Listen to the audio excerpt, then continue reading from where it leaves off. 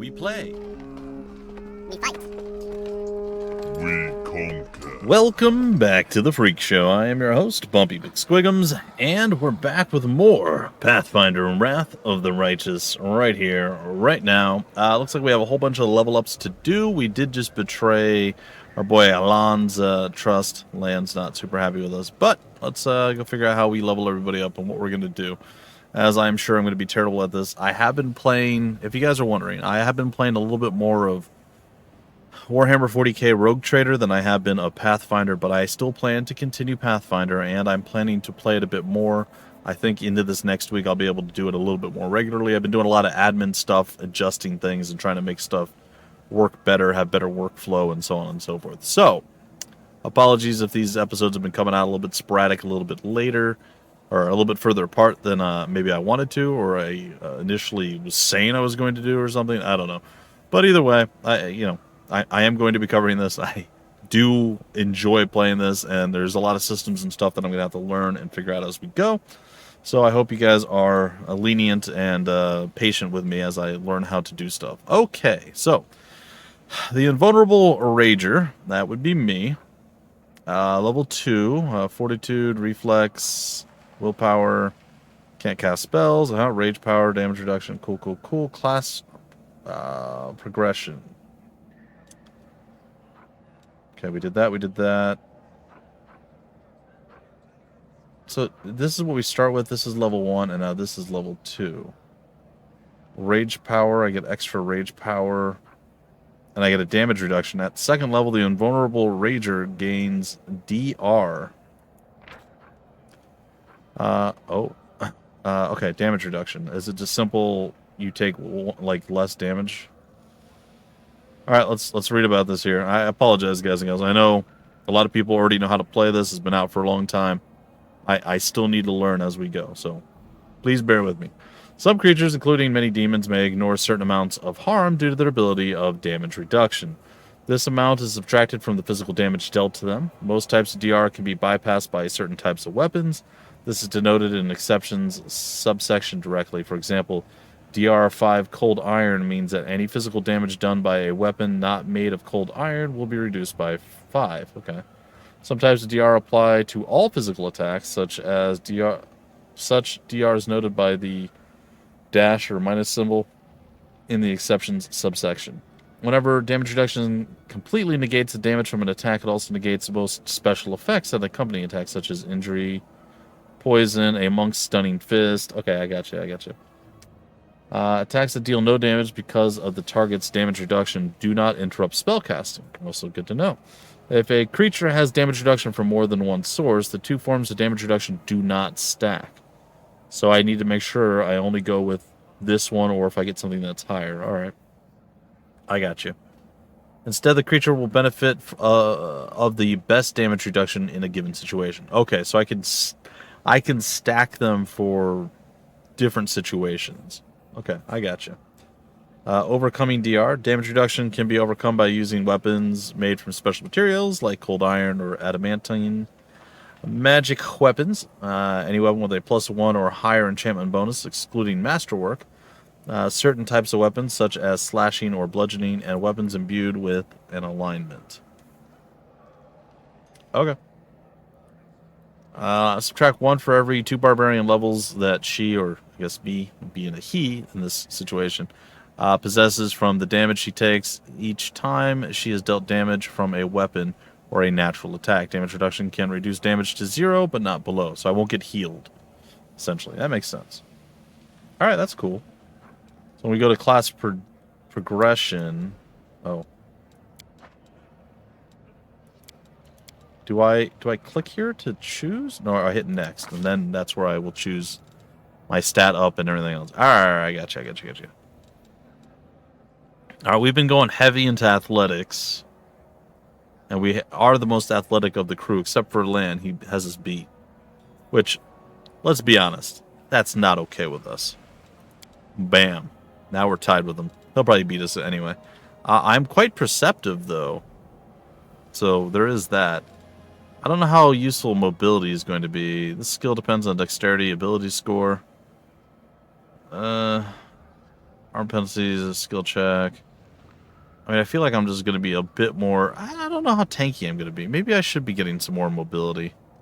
I think my perception's high enough. Again, I'm probably making terrible mistakes. Apologies, but we're going to go this route right here. I think that works for me. Okay. Next. Okay, we get extra rage power. Or it's a prerequisite for this. The barbarian unlocks a new ability to use while raging. She gains 1 additional rage power. She must meet all the prerequisites for this rage power. This feat can be taken multiple times. Alright, so we started doing something with the totem. I apologize as I don't 100% remember. Oh, what is this? Rolling dodge. Huh. Neat.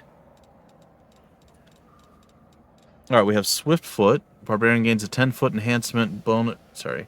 Enhancement bonus to their base speed. A barbarian can select this rage power up to 3 times its effects stack. Ascent ability while raging and can use this ability to locate unseen foes. Okay. Reckless stance. The barbarian can attack with abandon at the expense of her defense. She gains +1 bonus on attack rolls, but also takes a -1 penalty to AC. This bonus and penalty increase by 1 at every 4th level and every 4 levels thereafter. Or at the 4th level and every 4 levels thereafter. Can't have more than 1 stance rage power active at a time. If she activates a stance power while another is active, it will immediately end the current stance. Got it. Powerful. Okay. Weren't we doing beast totems? Alright, let's get this then.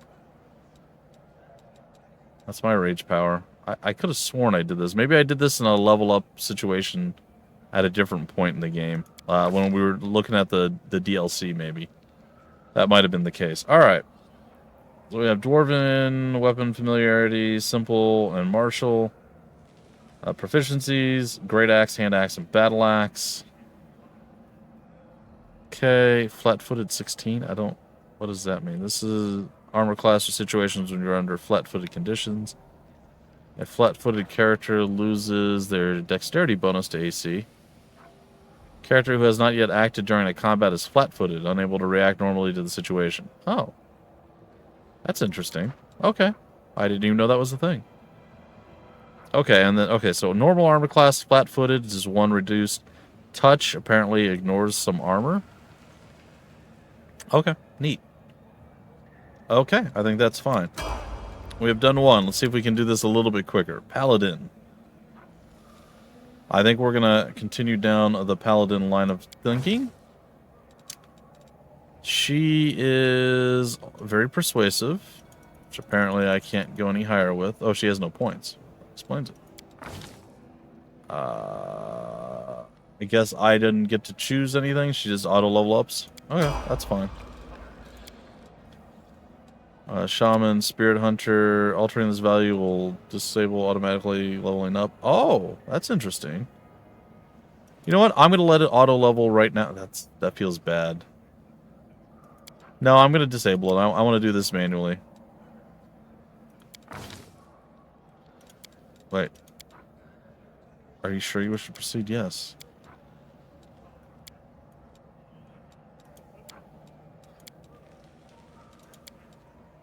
Okay.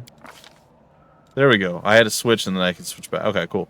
Alright, so we'll have to do that on our Paladin gal at some point. So, who or what are we again? A Shaman Spirit Hunter. Alright, she's really good at trickery. And apparently tomfoolery. And we'll give her some perception. Though I'm very perceptive. I don't think she needs more perception. What would she benefit from? Religion... Persuasion, magic device, mobility wouldn't be terrible, though she's got kind of heavier stuff on. Maybe stealth?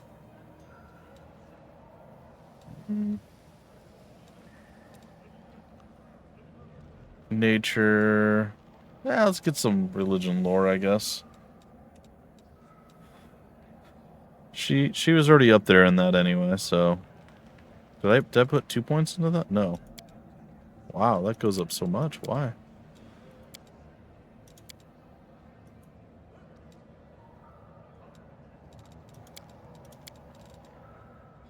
Okay, whatever. That works for me.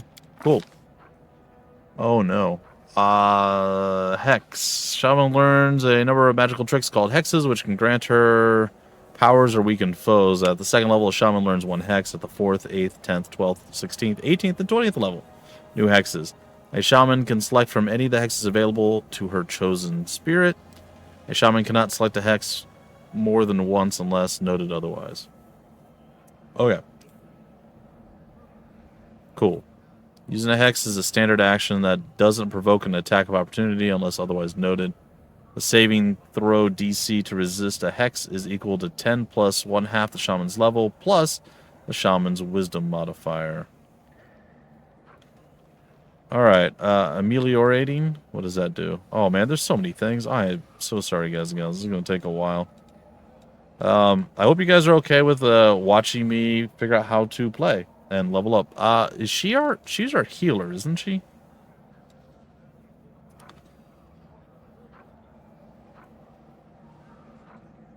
I feel like, is she our healer?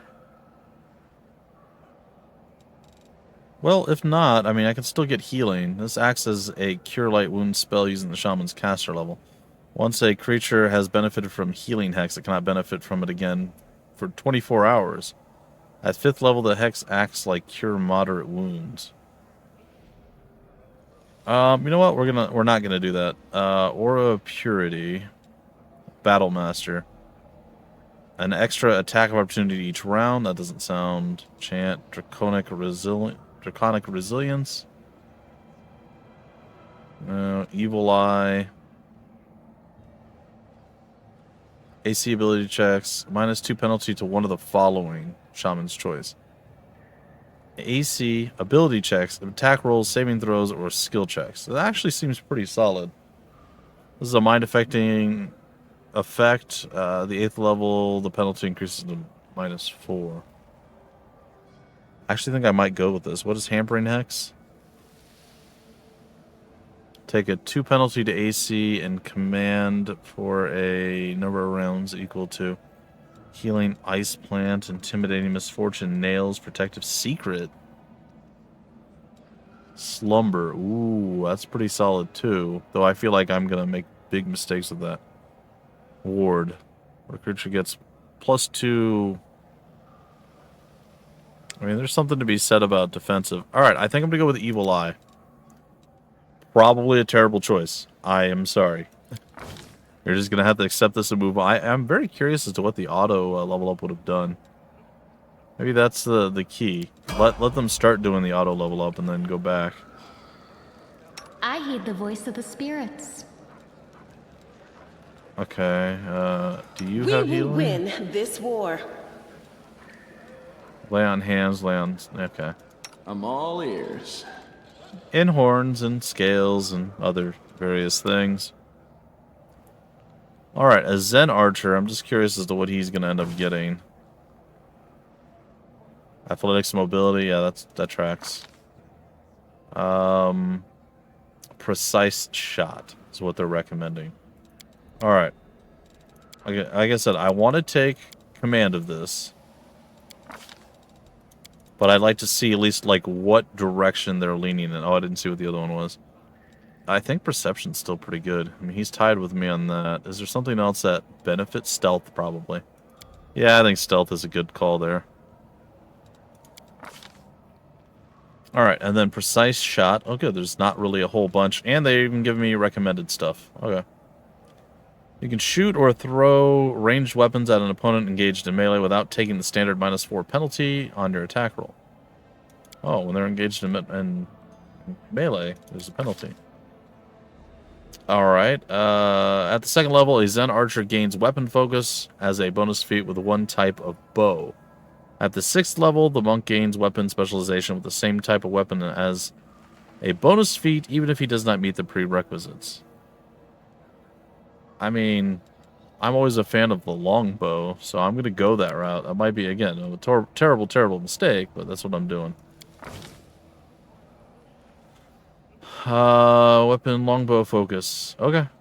Let's make it happen, Captain. He's already got weapon proficiency for short bow as well, so it seems like it's potentially okay. And then finally, Wendu. Let's see what she's got. Oh, hold on. Before we do that. Yeah, that's fine. What are you currently using, buddy? Always be ready for the worst. You are currently using a longbow. That's good. That means that I potentially made the right choice. All right. She is a fighter, apparently. Okay, I thought she had like magic or something. Apparently, I completely misread the situation here. She's going with nature and perception. Deadly aim. Okay. Oh, okay. She's a ranged fighter. Interesting. Okay, I don't dislike that. Seems easy enough. Now remember, I won't be able to do this anymore after. So she did like lore with nature. She did perception, which I guess is fine. It's a weapon focus, but the other one wasn't it deadly aim? What's combat reflexes? You make a number of additional attacks of opportunity per round equal. Well, we're not really shooting for that. Rapid shot's an option. Making a full attack with a ranged weapon, you can fire one additional time this round at your highest roll. All of your attack rolls take a -2 penalty when using rapid shot. Oh. Doesn't recommend any of that. It recommends weapon focus. But I think deadly aim might be good. You can choose to take a -1 penalty on all ranged attack rolls to gain a +2 bonus on all ranged damage rolls. Okay, sure, why not? I think we'll roll with that. Sorry. Didn't we have another person? I thought we did. Oh well, maybe not. Okay, what are we doing? What do we talk to the chief at this point, or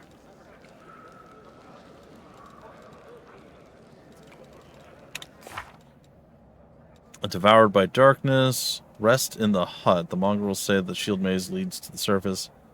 It holds many dangers. Before setting off, it would be wise to rest in the village hut, as Chief Sull advised. Find other survivors. Okay, so that is our goal. Where is this hut? Oh, there's a lot of stuff going on. Hut for resting. Horgus Gwyrm. And Anivia. Alright. Is there a way to turn on stuff like all the time? Mongrel. We have nothing to feed you. Go to one of the other tribes. Alright. If you can hunt, you're welcome to stay. Okay. So where is the we're gonna go to the other places.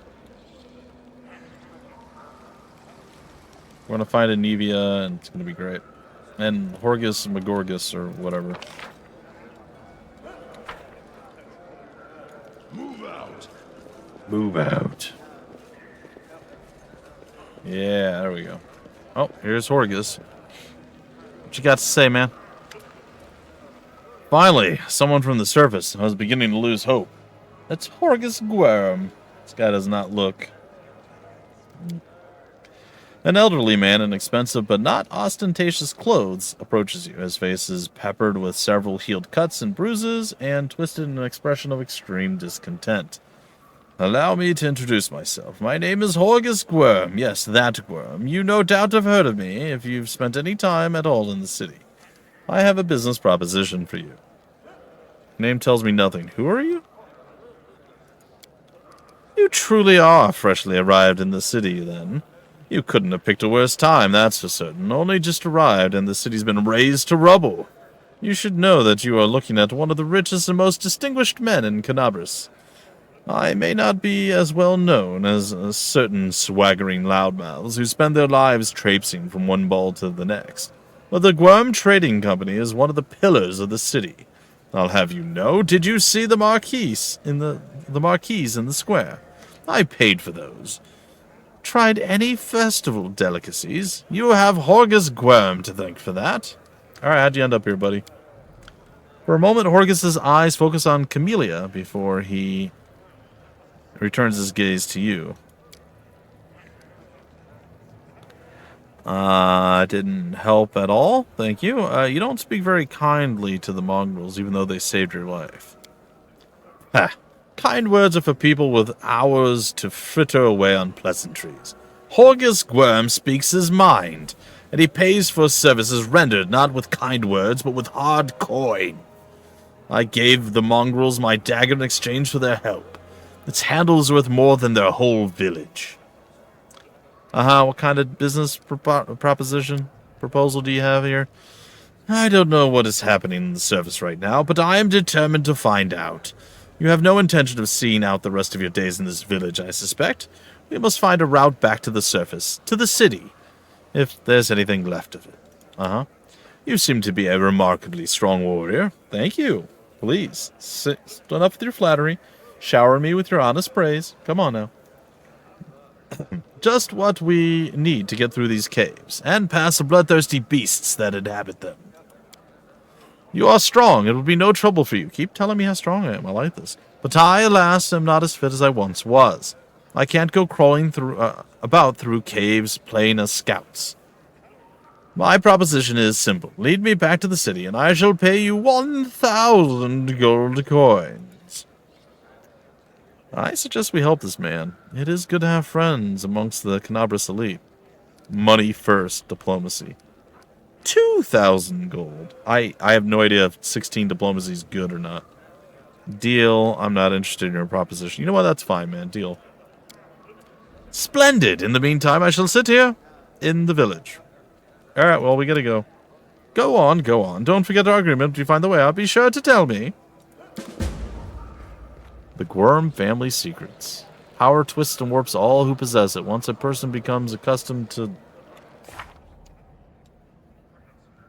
a special position in society, they develop a condescending attitude to others. This attitude remains even when society itself crumbles around them. Horgus Gwerm, a man blessed by noble birth and no small amount of superiority, has found himself in unusual circumstances. He persists in clinging to his riches and power, even as their value dwindles with every passing minute. Well, that's not good for him, probably. As long as I get paid at the end of it, it's all good. Alright. Head on! Okay, so Horgus, Magorgus, Glurmy, Wormy Burm. We found him. Who dis? It's another mongrel.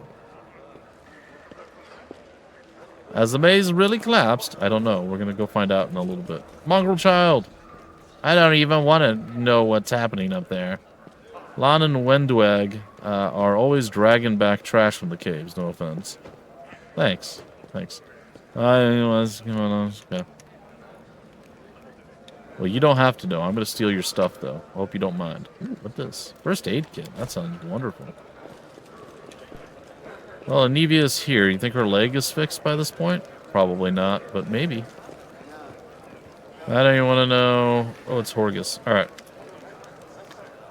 This tragedy may not have happened if you'd spent less time surveilling honest citizens and more time tracking the real spies and demon worshippers.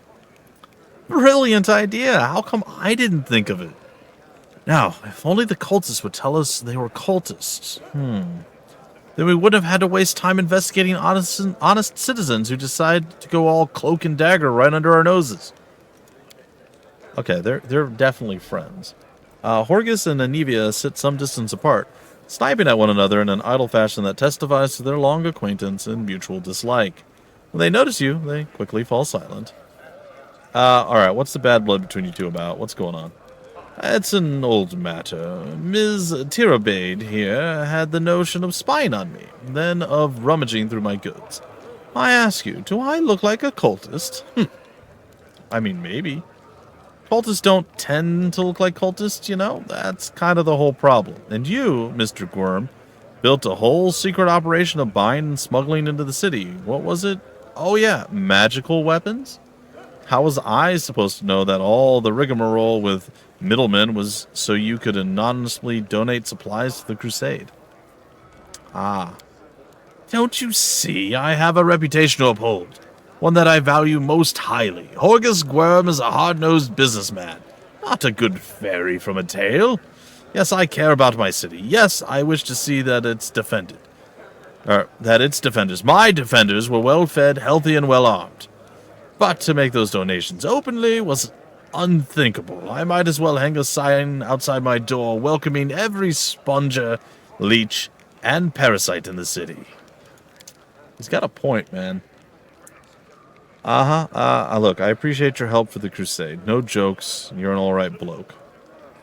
But carrying on secret dealings in a city that's teeming with cultists is a huge pain in the backside for us lot, whose job it is to keep an eye on that sort of thing. You know, they're both right. It's kind of sad. Alright, Anivia, how's the leg? Anivia scrunches up her nose. Well, it hasn't fallen off yet, so that's good. They've banged me up all nice and smeared some stinking stuff on the wound, so it looks like I'm gonna live. They said wait a day and I'll be right as rain, so I'm waiting. Really? What exactly do you think is happening in the city now? Perhaps the city is no more. If Discari himself appeared, there's no telling how bad things are. Can you hold off on writing our obituaries just yet? The city's full of fighters. And besides that, it's barely a stone's throw from Nerocian. Nerocian? I got nothing. I think our people will hold on long enough for reinforcements to come from the Queen. This ain't Discari's home turf. He's gonna have to retreat or else fight the whole Mendevian army. Nerocian, or Nerocian, the capital of the Crusader state of Mendev. Nerocian is designed first and foremost as a defensive fortification to hold back the endless demonic hordes of the World Wound. Nerocian is also a holy city of Imode, or Iomade, whatever. Many of its notable residents are devout worshippers of Imamade, including Queen Galfrey, the ruler of Mendev. The cruciform cathedral to Imamade is central to both Nerocian as physical structure and the defense of the city. The cathedral also draws faithful pilgrims from afar to worship at this renowned holy site. What do you think of the mongrels? I thought they were just a story. The sort of thing drunks in the taverns would come out with. Now I discover that it's true. Well, what can I possibly think of them? The poor creatures are the most unfortunate. With their faces and minds so deformed, it's a miracle they're even alive. You know, the part that boggles my mind is that they're the descendants of the first Crusaders. All these years, and they've been living beneath our feet in caves, in the dirt. If I'd known the legends about them were true, I'd have dedicated my life to getting them out of this place. To what end? The people of Canabras would have stoned them on sight, and Prelate Hulrun would have had them tossed on the pyre en masse. Whatever the ills of this place, it is their home. How long do you think they would have survived on the surface? Canabras' famed prelate, Hulrun Sapok, first gained the trust and admiration of the city's people by organizing inquisitions against suspected demon worshippers and witches. Hulrun and his force of elite witch hunters exposed dozens of cultists and spies, and, it is said, executed many more under suspicion, but with no real proof. These events started the Third Crusade, widely accepted as the least effective and most self-destructive of the four crusades. Still, Hulrun evoked respect and admiration in the populace, as well as fear, and agreed to guide the city as its prelate. What are you going to do when you get back to the surface? I'm going to go home. Last I knew, I owned a very fine mansion. I shall see if it's still standing, or if I am now homeless. Yeah, I'm going to try to find Irabeth. She's my wife and the leader of the Eagle Watch. As long as she lives, she won't allow Canabras to fall. Alright, well, we gotta go. Go on, then, and don't dilly-dally. The sooner we get out of here, the likelier we are to find some people still alive up there. Take care of yourself. Two very, very different people. Alright, well, I don't know that the mongrels are going to be all that useful. Ooh, who's Dira? Oh. Vendors allow you to buy weapons, armor, spell scrolls, potions, and other things. Dira can buy the trophies you brought from the caves. Cool. And sell something you might need in the adventure that awaits you. For example, potions of cure light wounds. I feel like you're trying to give me a subtle hint here. All right, we're going to go ahead and we're going to do the buying and the selling and the talking, and then we're going to break out the episode. And then the next episode, maybe we find our way out. Maybe. We'll see. You there. No, a tall woman with a face deformed by an enormous swelling. Okay. Smiles broadly at you, showing off her double row of small, sharp teeth. You, from the surface, you must be tough to make it all the way here. I never thought I'd see the day. Call me Dyra. Let's trade. Who are you? Oh, the people around here call me all sorts. Dyra the Hoarder, Dyra the Coin, Dyra the City Girl. Like, that's a bad thing. I trawl the caves, picking up all kinds of things from the surface that wash down here through your sewers. I trade all kinds of junk for food and clothes, but I only part with my best finds for coins. Got no coins? Forget what money is. Well, then I have no use for you. If you want city goods, you need to pay for them with gold like city folk. Why are you so eager to trade with me? Because all of the people here are no better than animals now. Dira yells with surprise and anger before being overcome with coughing. Wiping her mouth, she continues. Our forefathers lived in this city, like you. Our people love to reminisce about armies, knights, crusades, but I couldn't care less about that. Savages with clubs can fight a war. Only civilized folk can buy and sell. Fair. That's coward's talk. As Gorum says, gold is dust. Only iron matters. Iron and the willingness to wield it in battle. Yeah, I think I gotta go that route. I don't know who this Gorum of yours is, but I sincerely hope that he mines that iron himself, forges his own weapons, and also finds some time to cook for himself dinner and to patch up his underpants. Talking about a warrior's valor is easy when someone else does all the real work for you. Okay, let's trade. Alright, I believe we probably have a whole bunch of junk, right? What is this? This is everything? Notable, usable, ingredientsable, accessoriesable, armorable, weaponable, other. These are all sellable, right? Item would sell, sell.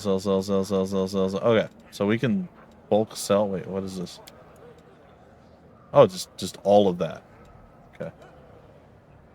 Alright, potion of cure light wounds. We'll just start with one. Yeah, how much? We have a little bit of more money. Cold iron masterwork great axe.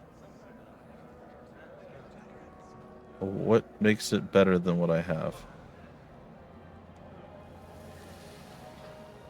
What does the masterwork part of it do? Still seems like it's 1 to 12, 5 to 16, 1d12. 20 times 3 crit, melee, martial. Like, I don't. What is the difference? Oh, here we go. Masterwork weapon is finely crafted version of a normal weapon. Wielding it provides a +1 enhancement bonus on attack rolls, so I'm more likely to hit with it. Okay. I mean, it's outside my reach right now, but that is good to know. I guess I can do like maybe 3 of these total, and that'll give her some money. I probably have some extra stuff that I don't need.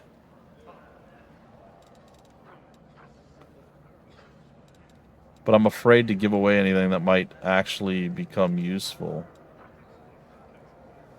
Alright, let's be fair here. The cold iron longsword has to be better than the longsword. So we're going to get rid of this.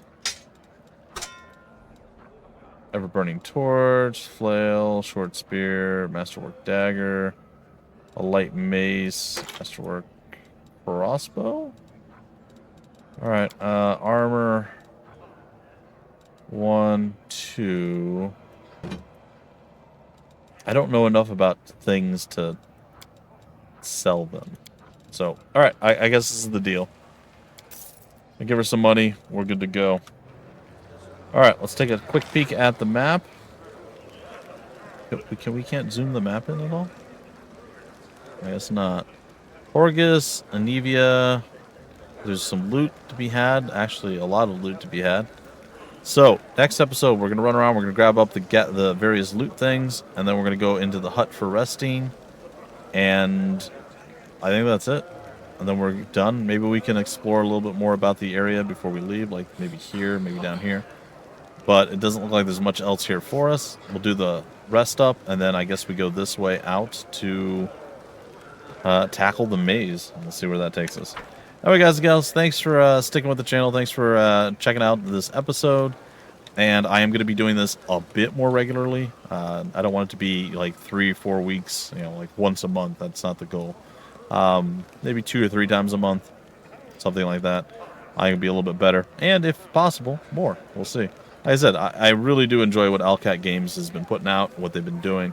And I'm very grateful for them sending their stuff my way and allowing me to cover it, especially this game, so many years after its initial launch and release. So it means a lot to me, and I definitely want to do right by them. Either way, I'm excited. It's a good time to be had. And if you guys haven't seen it yet, well, you get to come on the journey with me and then maybe pick it up yourselves and make some different choices, different party amalgamations and so on and so forth. Who knows? All right, folks, till the very next episode, I've been your host, Bumpy McSquigums. Thank you so much for stopping by the Freak Show. We play, we fight, we conquer.